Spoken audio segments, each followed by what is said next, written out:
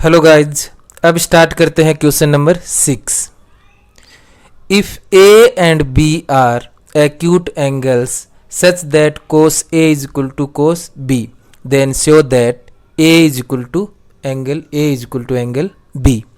हमें दिया हुआ है cos A is equal to cos B। सबसे पहले हम लिखेंगे given cos A is equal to cos B। to prove angle A is equal to angle B। देखो यहाँ पे आप लोगों को दिया हुआ है cos A is equal to cos B। Trigonometry ratio is defined for angle A and angle B। इसका मतलब हमारे पास angle A and angle B are acute angles. Angle A and angle B acute angle हैं and trigonometry ratio define है, तो हमारे पास right angle triangle रहेगा। तो हम ये एक ट्राइंगल बनाते हैं। Angle A and angle B are acute angles, तो यहाँ पे A लिया, ये B एंड C, ये 90 डिग्री का हो गया।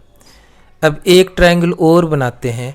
देखो ये वही ट्रायंगल है, यहाँ पे और बना दिया मैंने दोबारा, क्योंकि कोस A एंड कोस B दोनों के लिए हमें ट्रिग्नोमेट्री रेशियो लिखना है। A, B एंड C, ये राइट एंगल है। Cos A is equal to cos B। सबसे पहले हम कैलकुलेट करते हैं कोस A।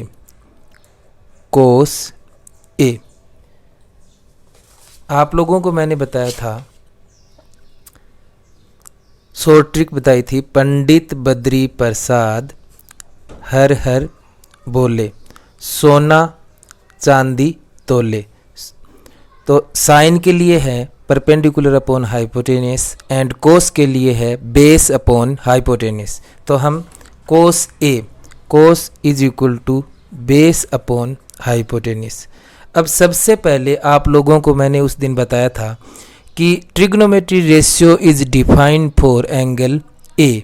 तो इस एंगल के लिए ट्रिग्नोमेट्री रेशियो डिफाइन है, तो एंगल A के जस्ट सामने जो साइड होगी वो परपेंडिकुलर रहेगी एंड 90 डिग्री के सामने जो साइड है वो होगी हाइपोटेनियस एंड बची हुई साइड ये रहेगी बेस।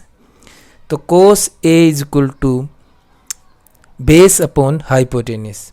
तो cos A is equal to base है AC एंड हाइपोटेनियस है AB, तो AC अपॉन AB।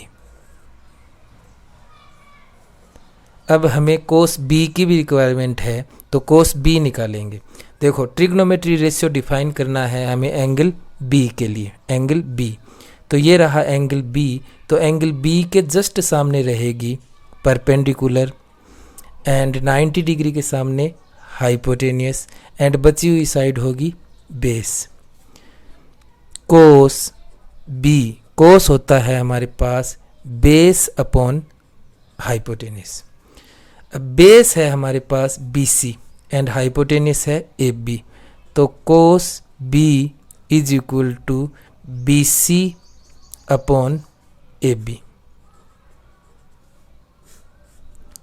ये हुआ। अब हमें दिया हुआ क्या है, cos A is equal to cos B। तो हम लिखेंगे cos A is equal to cos B। Reason given. Cos A है AC upon AB, AC upon AB is equal to cos A की वैल्यू पुट कर दी cos B। Cos B is equal to BC upon AB, BC upon AB। अब यहाँ से AB एक cross multiply में जाएगी, तो AC is equal to BC upon AB into AB। ये AB से AB कैंसिल हो गई, हमारे पास AC is equal to BC। अब हमारा ट्रायंगल ये था, ये ट्रायंगल लो चाहे ये लो, एक ही बात है, ये दोनों सेम ही ट्रायंगल हैं, बस दो बार बनाए हैं आपको समझाने के लिए। अब देखिए हमें AC is equal to BC दे रखा है, इट्स मीन ये AC A C is equal to B C. तो A C is equal to B C है, तो हम लिखेंगे in triangle A B C, in triangle A B C A C is equal to B C, A C is equal to B C. Therefore देखो, जो triangle के अंदर अगर ये दो साइड इक्वल हैं तो इन साइड्स के जो अपोजिट एंगल होंगे वो इक्वल रहेंगे। 9th क्लास में पढ़ा था आपने।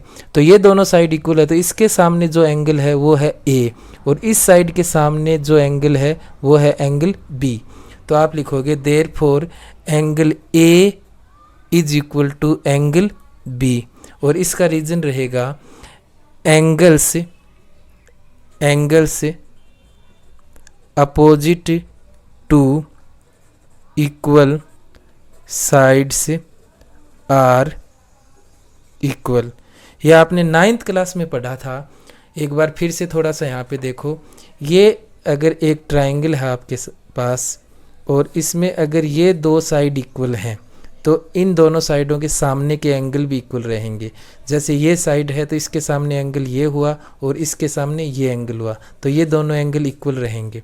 और अगर एंगल इक्वल हैं, जैसे ये और ये एंगल इक्वल है, तो इसके सामने की साइड्स इक्वल होंगी ये, ठीक है। तो हमारे पास यहाँ पे साइड इक्वल है, इसलिए हम कह देंगे एंगल इक्वल हैं, ठीक है।